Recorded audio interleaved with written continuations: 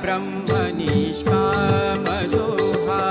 परब्रह्म निष्काम जोहा, परब्रह्म निष्काम जोहा, गवळीया